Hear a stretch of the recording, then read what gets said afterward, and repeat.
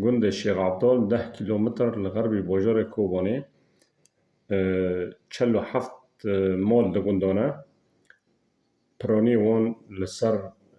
زراعت اینا زراعت آخوا جا گنم نیز کمون نوک دچینن و دار به فتره تالی دا پرک گلک دار هاتنا چاندن دار فستقه دار زیتونه یعنی گوند تف دا دار چاندن و وانا وی گوندی دا عشیر زر کن که تکینه هر حران پیجینه و 5 مال جوا مال باتانا